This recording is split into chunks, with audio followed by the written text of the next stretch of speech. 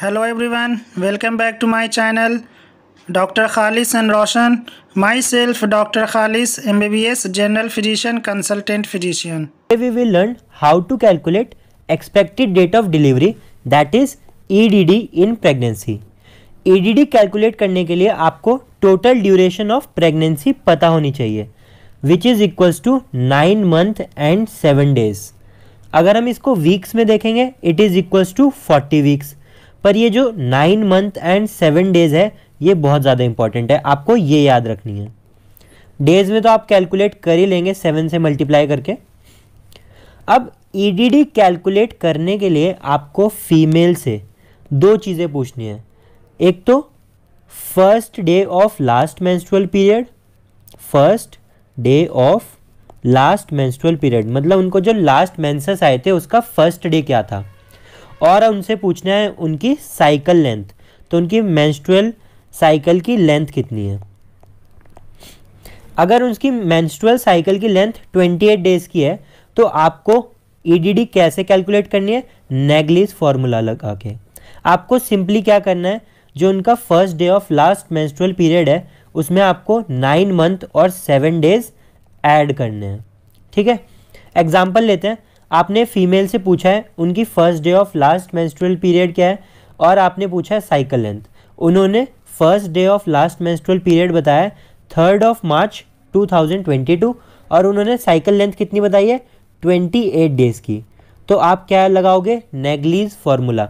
नेग्लिज formula क्या बोलता है, आपको एलएमपी में 7 डेज और 9 मंथ ऐड करने हैं. तो यहाँ पे हमने डेज में ऐड कर दिए हैं 7 डेज, तो यहाँ पर आ गया हमारा 10th और मार्च से 9 मंथ आगे ले जाएंगे तो दिसंबर, 10th दिसंबर 2022.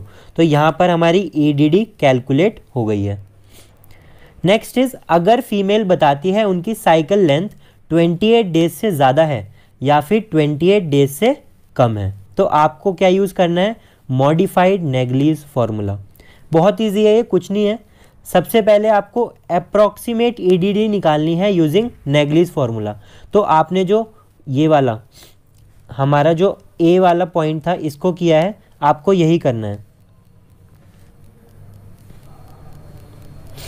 उसके बाद आपके पास अप्रॉक्सीमेट ईडीडी कैलकुलेट हो गई है. अब आपको देखना है उनकी साइकिल लेंथ अगर 28 डेज से छोटी है तो कितनी छोटी है. फॉर एग्जांपल फीमेल ने बताया उनकी साइकिल लेंथ 24 डेज की है, तो कितने दिन छोटी है, 4 दिन छोटी है. तो आपने जो अप्रॉक्सीमेट ईडीडी कैलकुलेट की है उसमें से आपको 4 डेज माइनस करने हैं. बहुत इजी है. जैसे हमने ऊपर निकाली थी, हमने ऊपर 10th ऑफ दिसंबर 2022 निकाली थी.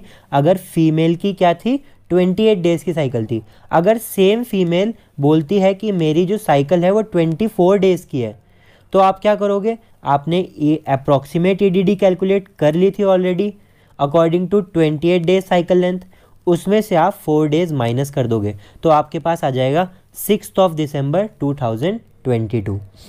अब अगर साइकिल लेंथ 28 डेज से बड़ी है तो आपको देखना है कितनी बड़ी है. फॉर एग्जांपल 31 डेज की है तो 3 दिन बड़ी है.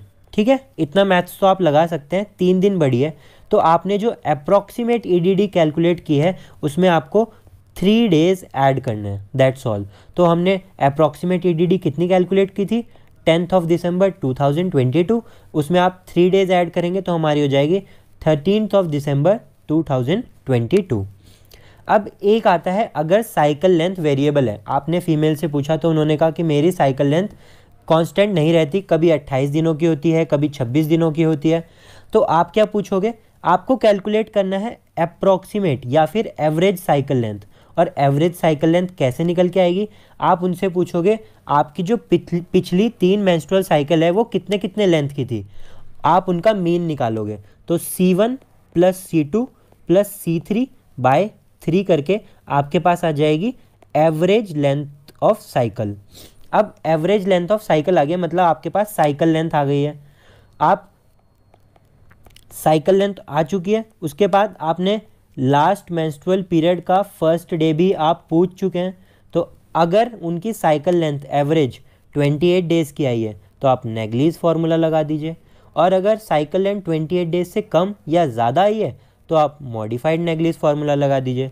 सो this is how you calculate expected date of delivery in pregnancy.